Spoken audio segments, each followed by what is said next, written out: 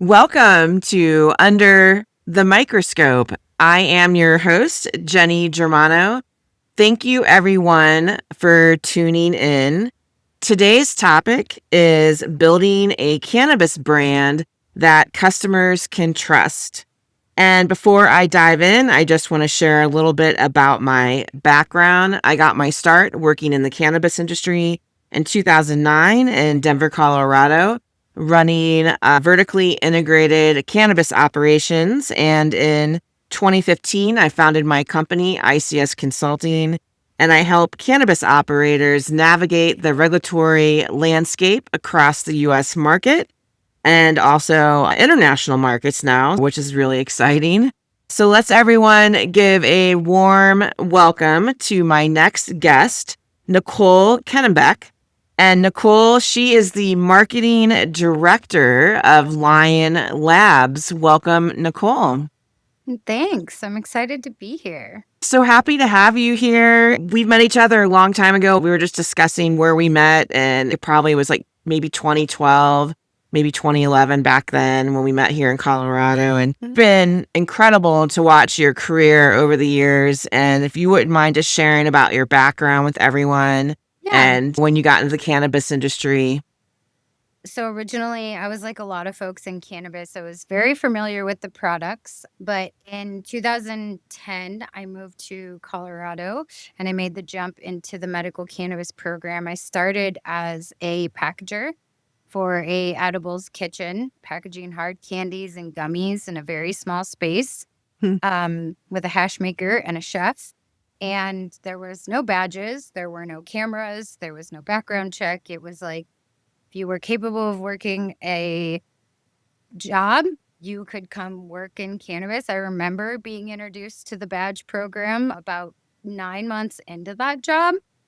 So it was also like, oh, okay, now I have to pass a background check and you need proof of residency and all these things. That's where I was privileged to pass a background check because there's a lot of folks who come from cannabis, the same cannabis space I originated from, that don't have that privilege. I was lucky enough to have the opportunity, convert my experience into the regulated space. And after I spent about a year in the edible kitchen, I moved over to a customer-facing position. I was the person that greets you at the front. Receptionist.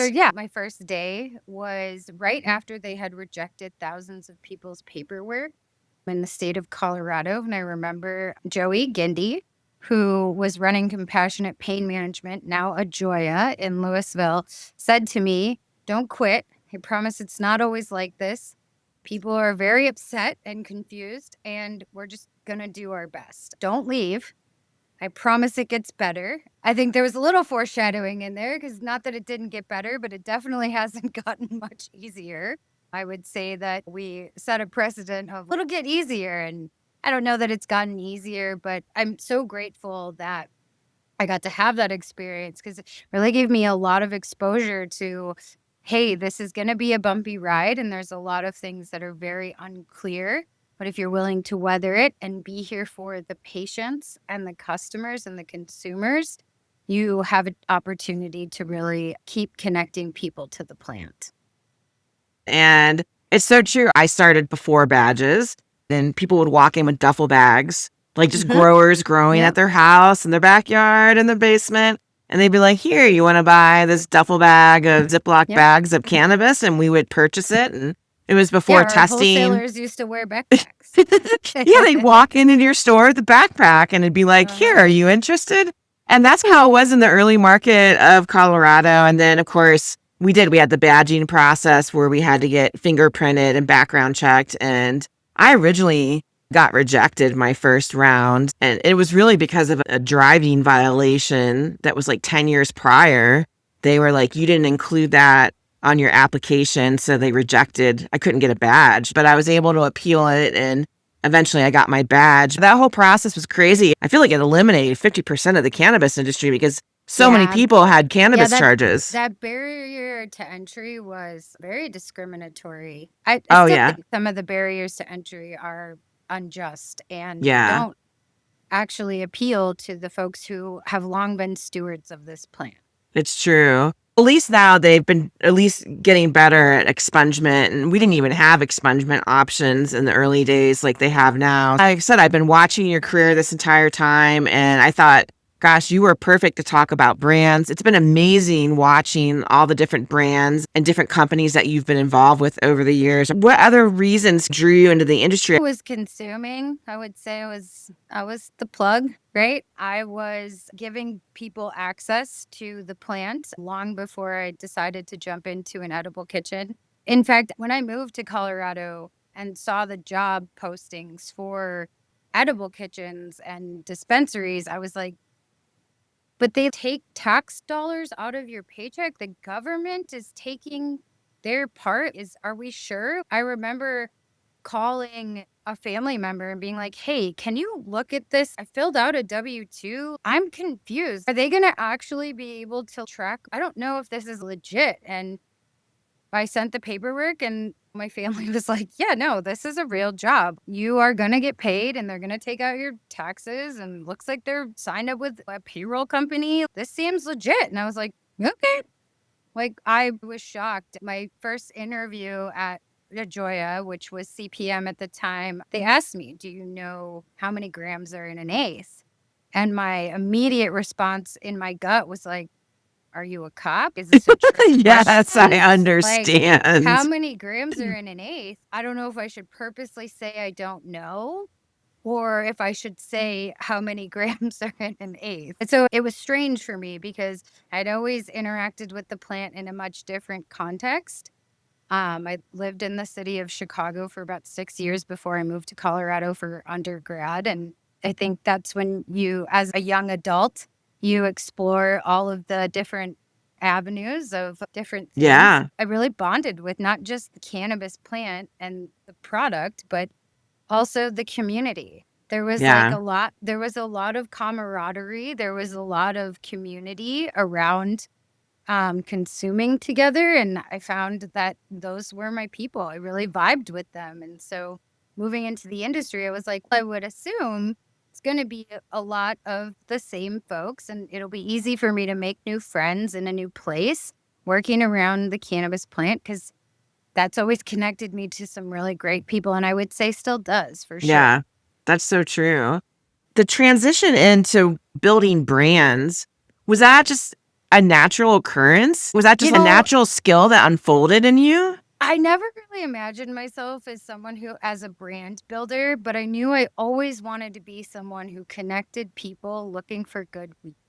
I knew that when I worked at 𝗘𝗽𝗀, we were vertically integrated, right? And I loved being the face of the product that made people feel comfortable and confident with their purchases.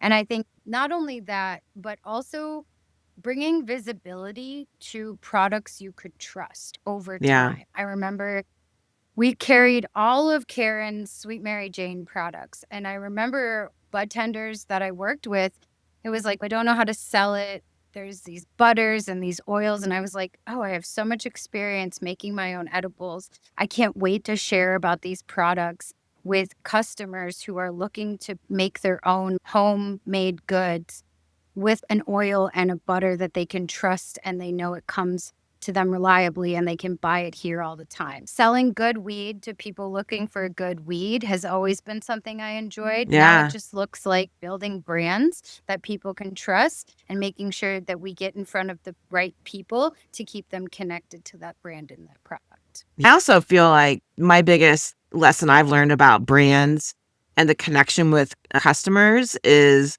the relationship building. What important role that plays is building those relationships. So when you think about the strongest cannabis brands that you've helped build, what do they all have in common? I know you've worked with a lot of different brands. Yeah, and I would say currently we are a house of 7 brands. I Wow. currently work with a lot of brands, and primarily they fulfill on one of 2 things. They appeal to the cultural side of the cannabis consumers. They're attractive to those who are familiar with cannabis, right? Or they fill a gap or a need that might be leaving people feeling left out, right? So they are attractive to either those who are already interested in cannabis, or they're attractive to those who are feeling like, I'm not super comfortable with cannabis. Either way, they resonate with consumers. I think if you want to be a strong cannabis brand, and the strongest cannabis brands that I've worked with, they resonate with the consumers, whether they're patients or enthusiasts. The most successful brands give people what they want. Yeah, that's great. So there's a huge difference between creating a logo and creating a brand. How do you define a true cannabis brand? I feel like I see a lot of people are like, okay, we got our logo, we're a brand, let's go. And I think they obviously probably figure out that it actually takes a lot more work than that. Yeah, it is a lot more work. But again, I think a true cannabis brand listens to the consumers. They take the feedback when something doesn't work and course correct. They pivot towards what consumers are actually interested in about their products. They lean heavier on those aspects, right?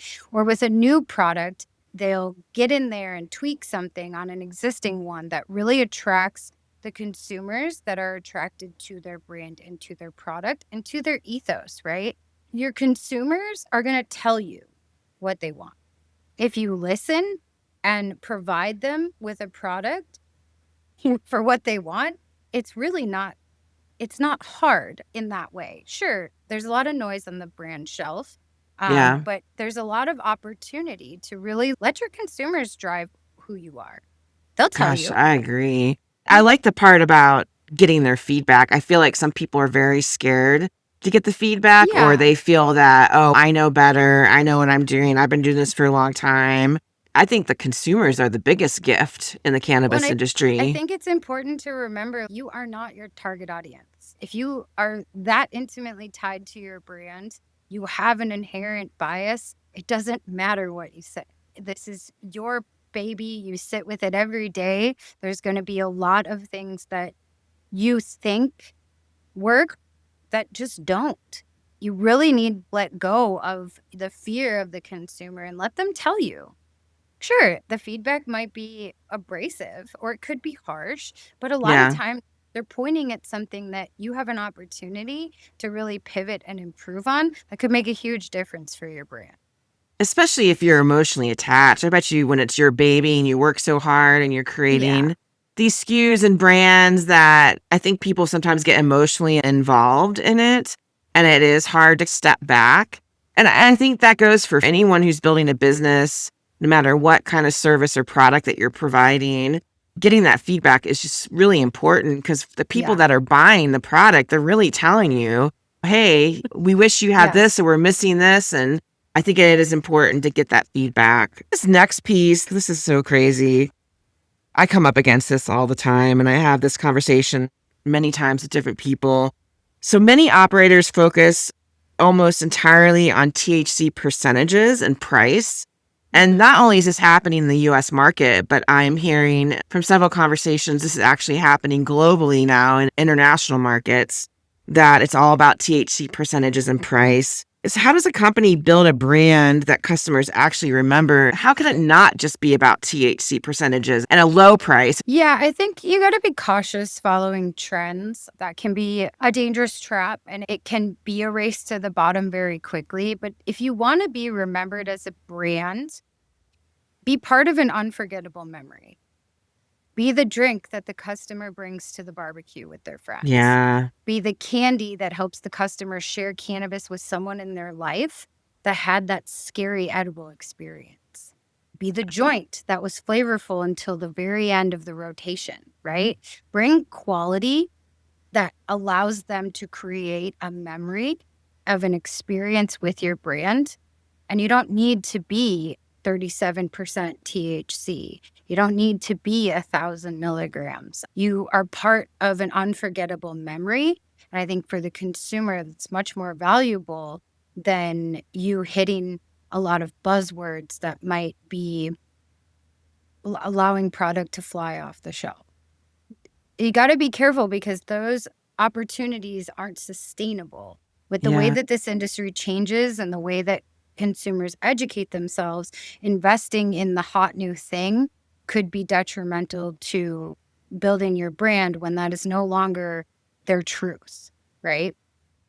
How does a brand deal with price compression? Because you're in a mature market, like Colorado's mature, and you're in Michigan, correct? Mm-hmm. Yeah. And they're very similar to Colorado being a mature market. How are they handling the price compression? Because the experience you just talked about, to me, if I was a consumer, that's really important to me. Everything that you talked about, that I'm not really focused on price. Yeah. I think that's just it. Focus on your quality. It's a human being. Like, you don't need to look at what everybody else is doing. Focus on yourself. Live with authenticity, right? If you're a brand that operates with authenticity and resonates with your consumer, don't have to play into the price game. Sure, as price compression happens, yes, as that all plays into being a smart business owner. Relying on this green boom that happens in your state because you just are up and running is a blatant ignoring of the historical data we have from states like Colorado and California and Oregon and Washington. Like, those are places that have been running regulated cannabis markets for long enough to where you can actually see what happens to brands in those markets. Use that data. Don't be silly. It may be popping off in your state right now, but it doesn't mean that it will forever.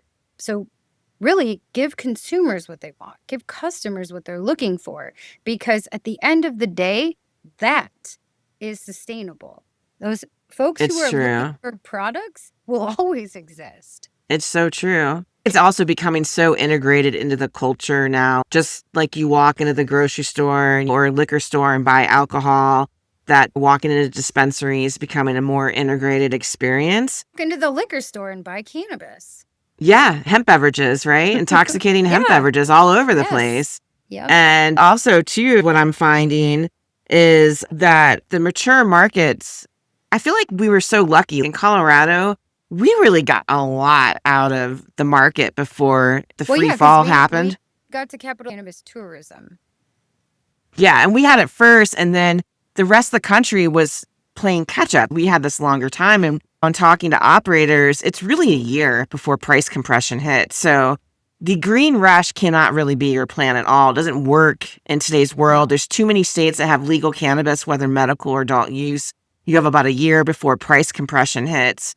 And you really shouldn't focus on the green rush and discounting and undercutting your brand and all those things, and not focus on the value or the quality of the brand. And the way I look at it is that the national market is maturing and everyone's getting caught up. And sooner or later, everyone's going to be on a level playing field where the market is now mature.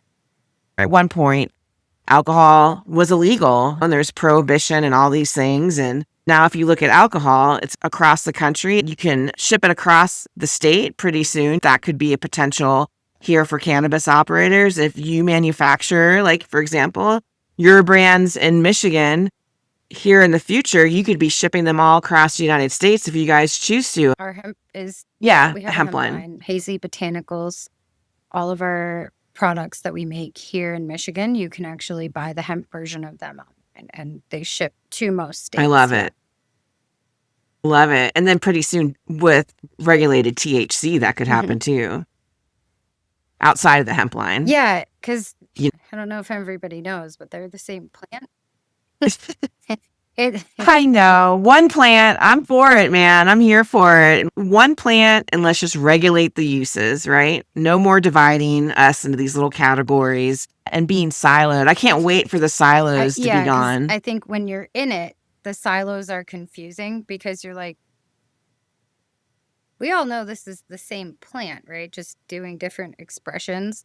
I love to use the metaphor of, it'd be like if you planted tomatoes yard. Yeah, and the that's a ones good that one. turned yellow, those were categorized differently, and not as tomatoes, but as a different term that's like tomatoes, but not tomatoes. I'm like, well, that doesn't make sense. We call them all tomatoes. What are we talking about here? So I think, or heirloom tomatoes are different than regular tomatoes. Yeah, but when they're in your garden and you're eating them, you're consuming them the same way as a tomato, right? If I grew heirloom tomatoes and I grew Roma tomatoes, I'm still slicing them up and putting them on my sandwich, right? So It's hard for me. It's hard for me Agreed. to sometimes wrap my head around all of the hemp versus regulated cannabis conversation.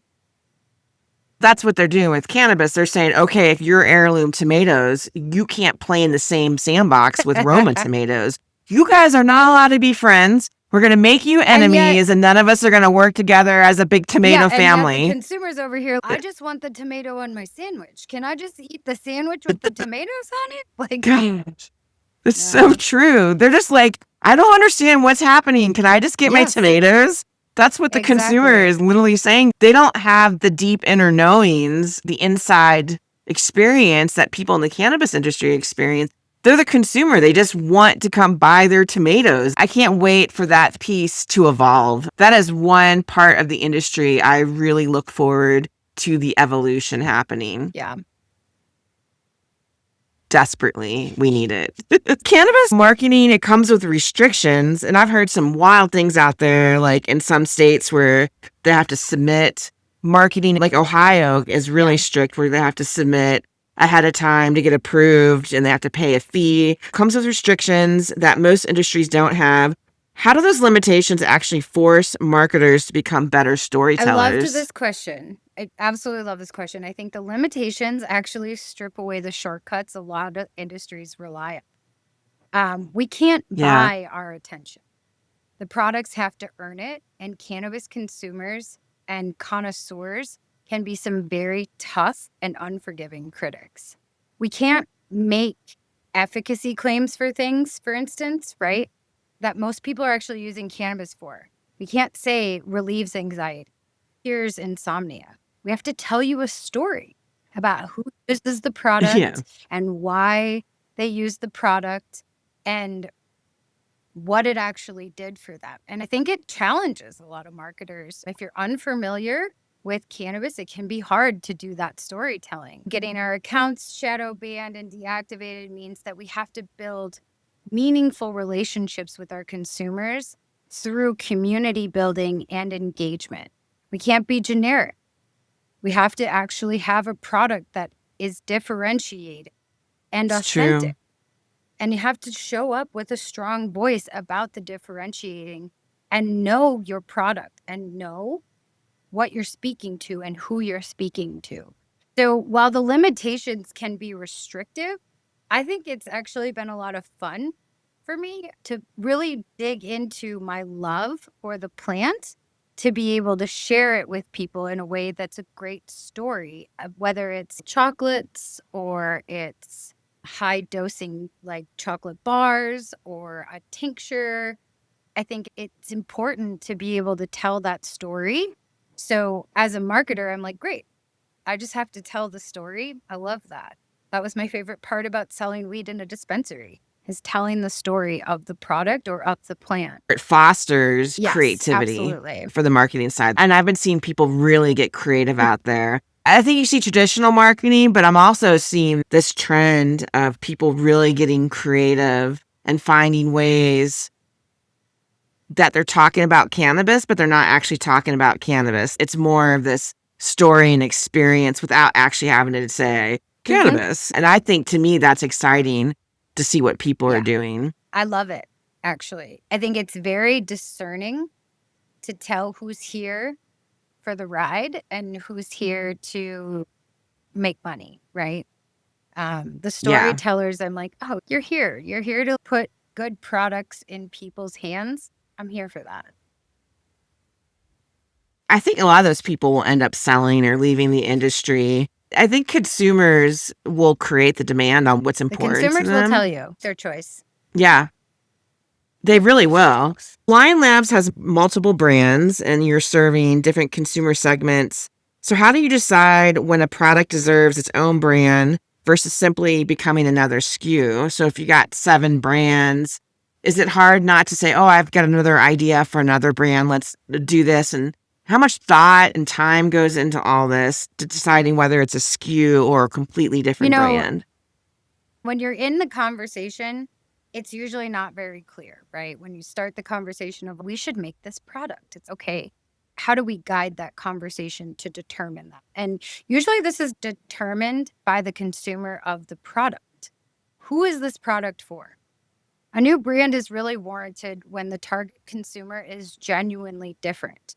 Different demographic, a different relationship to cannabis, a different price sensitivity, different retail channels that they're purchasing from. For instance, high potency product like our rosin-infused hash bar, it's a very tiny little chocolate bar. It looks like the size of one piece of a Kit Kat, right? It would not Okay. perform well mixed in with our wellness products like a tincture and tablet with that brand, right? Where it's a white tincture bottle, it feels very discreet and almost medicinal. And this would be confusing for those consumers on both sides. If you're buying a rosin infused chocolate that's 200 milligrams in virtually 2 bites, you would be confused if it was branded the same way as the tincture that you would share with someone in your life who's trying to sleep a little better or get a little more CBD worked into their daily regimen of like wellness, right? So best Yeah. practice is really determine whether it needs a new brand, is really testing our positioning statement. If one positioning statement is true for both products, then keep it as a SKU, right? Keep it as a product Mm. under that brand. If you're forcing that product into the line and it actually contradicts the existing brand's promise or positioning statement, it needs its own name, it Mhm. needs its own place. Oh, wow. That's excellent. That's really helpful. I never looked at it that way. What are the biggest branding mistakes that you see cannabis companies making here in 2026? We were talking about potency. I think that's a big one, confusing potency with brand Yeah. positioning. Competing on THC percentage or milligram count isn't sustainable, and it usually results in a quick race to the bottom. It also teaches your consumer to shop by numbers instead of by brand or personal preferences, which doesn't harbor any brand loyalty.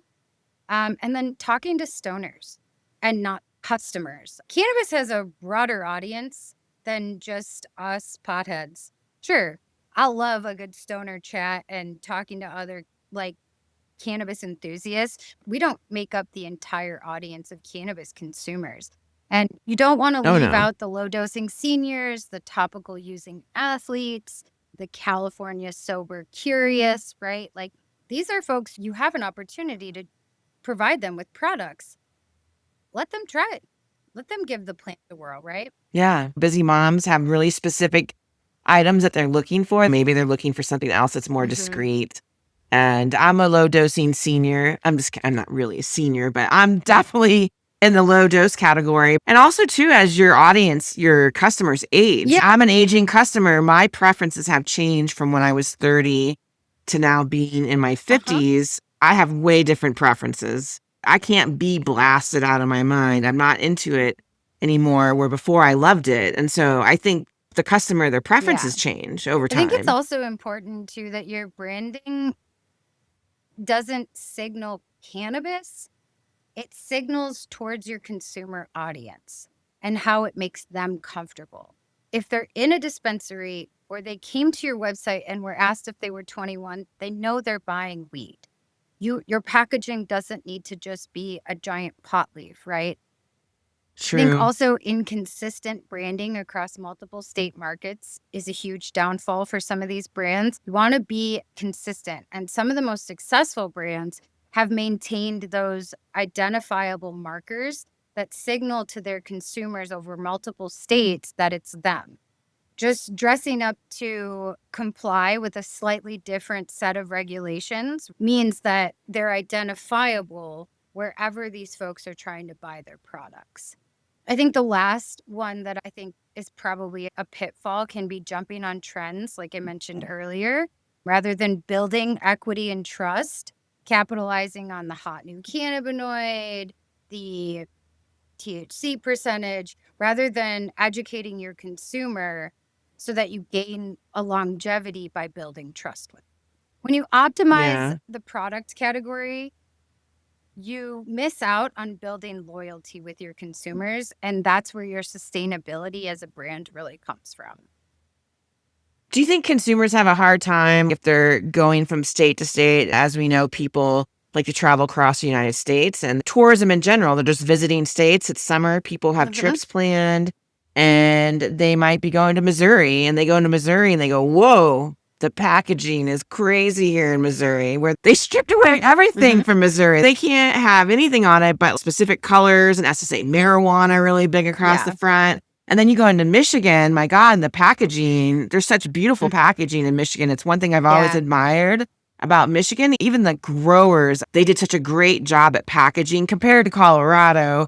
I know we have some people that do a lot of pre-packs now, but in the early days, we didn't really have that. How are people able to recognize their favorite brand if that brand is in multiple states? I think that's what I mean. Like using those identifiable markers and making sure that you're consistent with those identifiable markers, and then working to ensure that the design of your packaging and the design of your marketing assets is relatable and recognizable everywhere you are. I think the cannabis consumer, if you are buying cannabis products in Colorado and you travel to Missouri and you're looking for that same product, as an entire generation of people, we look for certain things to identify, is this the brand of the products I buy? Even when you buy toothpaste, you're like, okay, this is the tube that I buy with the brand that I trust, right? It's the same thing. And if it was regulated differently, you would want to ensure that branding stays consistent so that your consumer can identify it and feel relieved and not so stressed. I think it's also probably important to educate your budtenders consistently. Have them saying the same things everywhere. They should be using the same buzzwords to talk about your products at the point of purchase in Colorado as they are in Missouri, as they are in New Jersey, right? Everywhere that your product is being talked about, make sure that they're using that same language to talk about it, so that when the consumer hears it, they're like, oh yeah, that's what my budtender in Colorado said, right? I also think too, like marketing campaigns or social media, you can really use it to build within the community, and then people will recognize those markers that you're talking about. You can make it part of your community story and include those markers. That way, if they do grow across the country, which everybody knows, every state, the packaging can be a little different. Our requirements, like I said, in Missouri, they can't really do much other than just colors, and that's really restrictive in that market. So if you have your favorite product, you can go into Missouri or Michigan or Colorado or Oregon and look for that product. My next question is that the cannabis market has become incredibly crowded, and I think it's more just the market's maturing. But if someone launched a new cannabis company tomorrow with a limited marketing budget, where would you tell them to spend their first dollar? Treating your budtenders and your retail staff as an extension of your team or your business. Bravo. These are the folks interacting with your customers. They are the gatekeepers to getting your brand in the hands of your consumers. Don't let them be an afterthought. Treat them like they work with you and for you. They are absolutely 100% that last person to touch your product before it lands into the hands of your consumers. You want to treat them like that. Yeah, that's really true. That's a great place to start. I used to call it hoodie economics. Oh my God, yes. Because it was like, hey, I can give you a marketing budget to buy a billboard. And I'd be like, I don't need a billboard. I need 50 hoodies. Can we buy hoodies? Can I put some hoodies on the backs of my budtenders that they feel good about wearing? They love it. It feels good. It looks good. Like, how do we get them to love us and for us to be top of mind for them? That's going to do more for me, because you can drive past 5 billboards of my brand, and if you get to the counter and that budtender says something different, you're buying what they said. It's true. Just like when you go into a restaurant and you sit at a table, I always engage with the server. What are your specials? What's your favorite? But I really think it's the same thing. Those budtenders, they're really talking about the products. If that budtender doesn't get in front of that product, doesn't try that product, and you don't engage with that budtender, and they never meet anybody from the company, that product could just sit there on the shelf and never get moved and never get touched. Yep. Yeah, so I think that's really good stuff. So, how do you know when a brand is actually working? And I've got a couple things that go with it. Is it sales, repeat customers, retailer demand, consumer loyalty, or something I else? don't think it's any one of these alone is really like the tell. It's a combination of these things. The real signal, if it's Yeah. working, is if your metrics hold up without the crutches of promotional pricing, viral content, splashy packaging. If your product got viability, you will know because you won't need to Mhm. discount it super deep.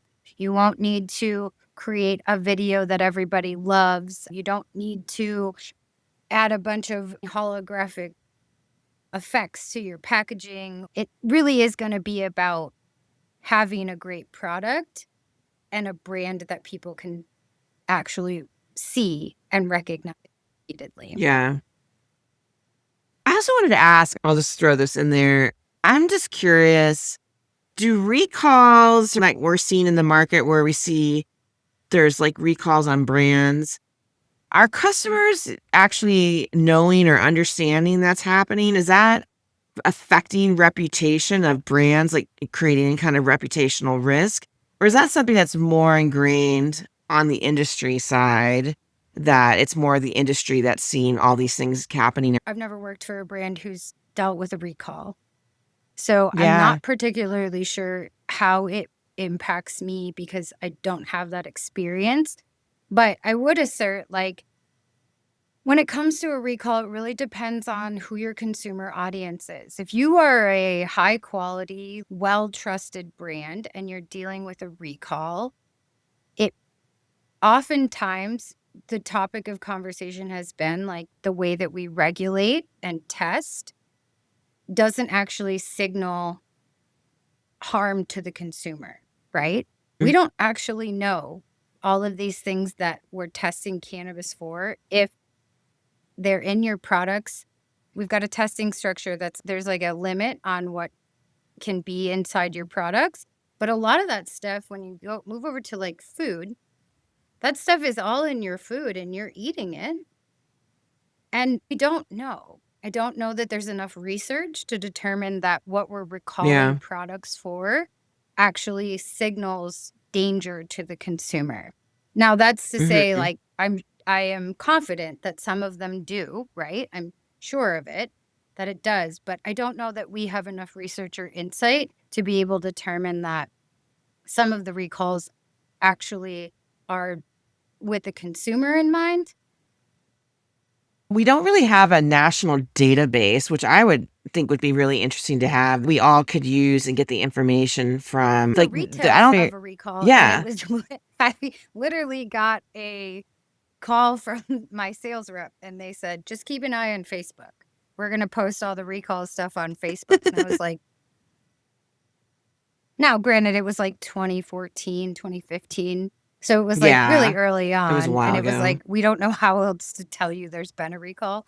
But it was crazy because it was like, what are we recalling these products for? Because at the time it was like, okay, you recalled them, but I sold like 10 of those this morning. And I'm happy to tell those consumers, but I don't know that they're going to come back and Yeah. buy the inventory that you're not recalling. Like, I don't know. It isn't managed in a way where we have an E. coli outbreak of lettuce, and people are very Yeah. clear about this is what it does, this is how we recall it, and this is how I find out that information. There's not a consistent way to do that, especially across multiple state markets. Yeah. I don't think we're No. there yet. If I go to Trader Joe's, when I go up to the register, they have all these pieces of paper printed with the image of, hey, Yeah. if you bought this item, Mhm. return it. But there's no national system yet in cannabis. And I would like to point out, items could get recalled because something's wrong with the packaging. Maybe that Something's something was wrong with misspelled one of the on the statements. packaging. Yeah. It could be the packaging. It's not always something wrong with the product, or the expiration date could have been wrong or something like that, or the testing facility could have messed up. I just thought it was like an interesting topic, and I'm just curious how people are dealing with that relating to marketing, if that's any kind of like reputational risk that's going I on with think that. it could be if there was a broader way to actually reach all the consumers. right? Yeah. And if we had Yeah. But there's consistent not right now. testing in every state, like even the testing is different everywhere. So it's Everywhere it's hard to different. say what the impact of a recall is, because I've seen national brands be recalled in a state and makes zero difference in their sales in a state that's, Yeah. 2,000 miles away. I think one day when the market hits the ceiling on maturity, we'll see an improvement Yeah, with that. I think right now it's still too early. I think our market is still developing, but I absolutely. think the future, something like that will be created. And maybe that's something that's related to rescheduling or descheduling will spawn that to happen. I also want to talk about the social media algorithms, advertising restrictions, and these changing regulations. They have made this cannabis marketing more difficult than ever. What strategies still work in 2026, if any? I know Facebook and Instagram is out the window right Yeah, now. the channels that meet your consumers where they are. I think that's where Yeah, you have opportunities to play and really be creative. So, email and SMS messaging, direct yeah, communication to your consumers.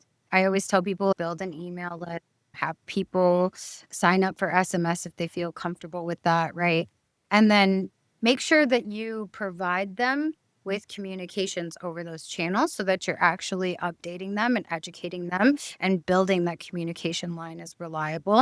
I think micro influencer partnerships built on real stories, not paid endorsement. We just did yeah. a micro influencer program with our brand Pop Pots, and we reached real micro influencers who really love us Wow. and love to tell good stories about cannabis products. And it was wildly positive.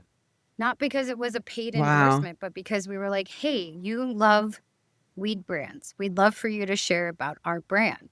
Experiential marketing, I think that's one thing that is long been reliable for cannabis, providing a good experience. Give them an experience they won't forget and they don't forget your brand. And then digging your heels into education. Teach the canna curious, the dabbler. Even your True. veteran toker loves a good cannabis fact. That builds trust, that builds you as an authentic voice in the space, and that algorithms can't touch that. Yeah, outside of cannabis, I have lots of newsletters that I get signed up for, like things that Yeah. I like to do. Like, for example, like I'm part of Denver Audubon, and Denver Audubon sends like a monthly newsletter.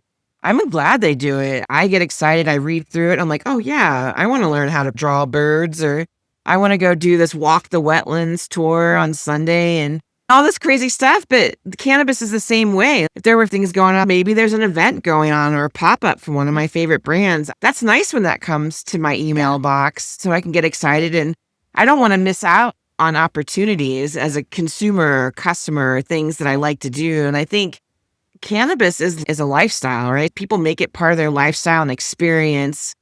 I know in Michigan, they love events and festivals, and that's like such a big part of the culture in Yeah. Michigan. Just like you go out into California and they have their cannabis culture, and it's different from Colorado. And each state has their own experience of their cannabis culture. It's funny. I have trained a lot of brand ambassadors in my life. And the one thing I tell brand ambassadors is it's okay if you're talking to someone who's not going to buy our product. Let them have a great experience of you. Because when somebody asks them, what flower should I buy? What vape should I buy? If they're not a vape consumer or a flower consumer and they had a great experience with you, your brand top of Mm, mind. There's opportunity for you yep. to be the brand that comes out of someone's mouth, even if they're not your consumer, because you were nice to them. Gosh, is that the truth? I just had that experience recently. Somebody reached out to me needing some help from Michigan, and I don't live in Michigan, so I wasn't able to help them, but I tried to look around and get them some help. And then when they emailed me back, said, "Oh, we found someone." And they were like, "Thank you so much for helping us." And I said, "Absolutely, reach out anytime." I didn't get any work from it. However, I bet you that left an impression with that person that I put in the energy to help them. I wasn't getting paid for it. There was no contract or anything like that. but I went the extra mile to help somebody in the cannabis community, right? And so if something comes up where somebody says, hey, I need help with compliance or whatnot, they might say, oh, please reach out to Jenny Germano. She was such a nice person and she really helped us when she didn't have to. To me, those are important steps. Absolutely. To take with people, no matter what you do in the cannabis industry, if you're a product or produce a service. I think the human touch is still relevant. Yeah, I think leaving somebody with a good, positive connection. I want to tackle AI. I want to talk a little bit about AI. AI is changing marketing across every industry. And I'm telling you, I can go on LinkedIn now and I'm like, everyone's marketing materials have changed. And I'm all like, AI. I can just pick it out instantly. And so how do you see AI helping cannabis brands, and where should marketers be careful to not lose the human element? No, I think AI is a tool, right? And there are things that it is helpful for. We live and die by the regulatory rules. If you're unfamiliar with compliance and you are unclear about whether your marketing materials are within compliance, I think if you have a basic understanding and you're using AI as a tool to help you manage compliance, I think that's definitely helpful. I think SEO and AI search visibility, as more discovery kind of moves to AI search engines rather than Google's traditional results, brands really need their content structures so that AI systems can actually surface them and cite them. So understanding how that tool works is important for visibility for your brand, for your consumers searching for you. And then AI, again, as a tool, it does increase the speed at which you're able to produce certain things. So drafting or editing or restructuring, AI can be a really helpful tool for that part of content production. I just don't think that we need to rely on AI for creativity. Speaking to your consumers from a human voice is still going to be important. Humans are still needed for that voice and that story. There's a very human element to the relationship with the cannabis plant itself. We've evolved with this plant. This plant has evolved with us. It's been a part of us for a very long time. And our relationship often translates through your marketing, that relationship you have with the plant and how well you know your consumer, how you know the plant, how well you know your consumer. So knowing them and speaking to them, it builds a lot of trust. And that trust is going to be one of your strongest tools for conversion of consumers, not whether your AI flyer actually hit all the notes about THC percentage or where they can find you. Yeah, I don't even look at them. It's honestly, it's a turnoff for me. I want the human connection. It's really important. I think AI 100% is a tool. All the things that you listed, I use for the same reasons, and researching and looking up information and helping me.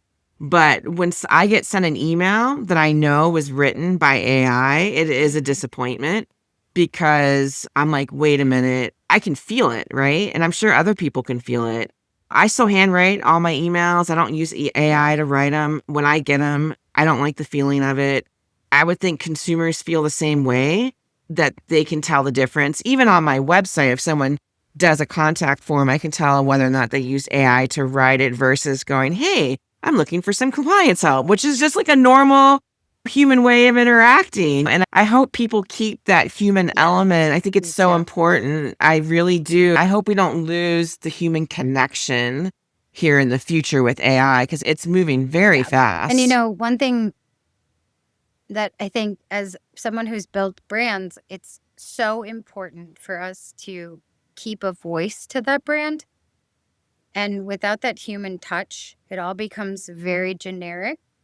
And all the brands start to sound the same when they're all processed through AI. So that human voice behind your brand is going to be critical.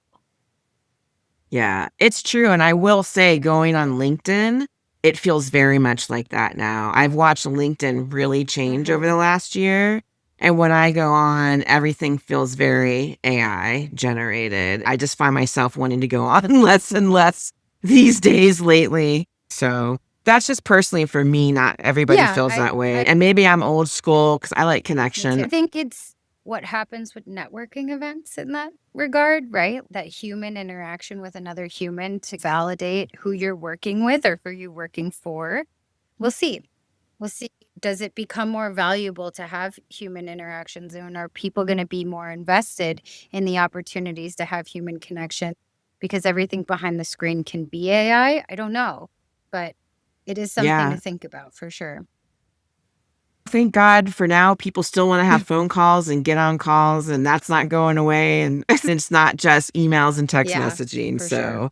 looking ahead 5 years, what do you think the brands that dominate cannabis will be doing differently than everyone else? Given the current shifting nature of the cannabis plant that's currently going on in the regulatory environment, it's hard to predict who will be dominating. I think there's a lot of politics involved right now.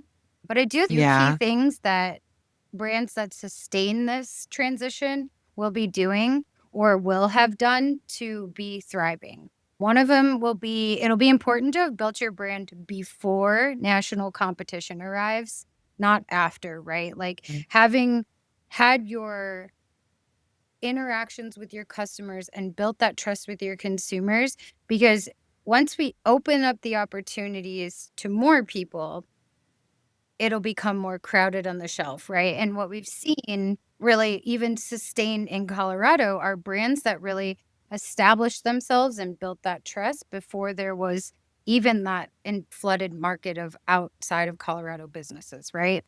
They'll likely have dabbled in a diversified platform of marketing channels. So what I mean is played around with different things and will know where to find their consumers. I think that's going to be key to being here in 5 years. You will need to have known where the people who are looking for you are looking for you. You want to be a part of people's lives, not just a cannabis product. I think it's going to be really important as a brand that you are a product and something, like you were saying, is part of a lifestyle, not just targeting those who want to be high or need cannabis for wellness. You really want to be part of people's lives, right? Some of the even longest running clothing brands have become staples in people's lives rather than just the brand that they choose for their winter jacket, right? It's so And then true. having real data to back your claims. If we're going to open it up to lots more research and lots more testing, use that testing and that research to your advantage, right? Make sure that you have real data to back the claims of your products and not just all this fluff about THC percentage or including this new hot new cannabinoid or terpene profile. I think the next 5 years will really reward those who concentrated on quality and focused on being here for consumers, not necessarily those who raced to have their products on as many shelves as possible. Gosh, that was really good. I was inspired by this topic because I attended a webinar regarding what was going on in the global market and that they're having issues with consumer trust, right? They're experiencing the race to the bottom with high THC, race to the bottom on the price compression going on even in the global market. And wrapping up, I'm going to throw in my little bonus question here for you because we have a little bit of time. If compliance creates trust and branding creates loyalty, how do the two work together to build a cannabis company that actually lasts? This was another one of my favorite questions that you shared with me, because I was like, without compliance, there's no loyalty. Without the trust, there's no loyalty. And because I come from regulated space into being someone who builds brands, right? I was like, I wouldn't be here if it wasn't for my compliance background. When I worked in a vertically integrated company, I was there before Metric existed. I was there on the first day of Metric when it was called MITS, right? And I was there too for MITS. Compliance is the foundation for building brands. In a space where trust can be super volatile and very fragile, it's important to abide by compliance to be able to create consistency for your brand and your products. Consistency provides reliability, Reliability is going to build trust and loyalty in your brand and your products. Compliance is the rules that we follow to be able to show up for our consumers wherever products have the opportunity to be sold. Yeah, that was beautifully said. Thank you. As a Thank compliance you. person, I approve. I approve. It's true. Yeah. It's really true. And look, if you're going to sell products or anything to consumers, there has to be compliance. It has to be regulated in some way. One, so consumers are protected. There's consumer protections, employees are protected, brands are protected. And so we have to have compliance. It really is necessary to have systems in place. I really appreciate it. I loved everything that you had to share. This was so fun. And like I said, I don't oftentimes get the opportunity to share about the things that really light me up and keep me as a marketing director in this space. Thanks so much for giving me the chance to really use my voice to speak to those things. Yeah, like I said, we have so many amazing OGs that have come out of Colorado, and I'm excited that I get to tap in to the people that were from Colorado that have all this experience. I have all types of people on, but I love when I get to invite some of the Colorado OGs on my podcast and we get to have these conversations. So I really appreciate you being here. I'll have your website in the description box if people want to go check out all the different brands. And also for those who like to stream the podcast, it is available on Apple and Spotify or wherever you like to listen. And if you're into the video podcast, I have a YouTube channel, which is at Under the Microscope with Jenny. Please go on and subscribe to the YouTube channel and you can check out all the videos on there. Thanks again. I appreciate you being here. This was awesome. I just want to thank our listeners for tuning in every week, and we'll see everyone on the next episode.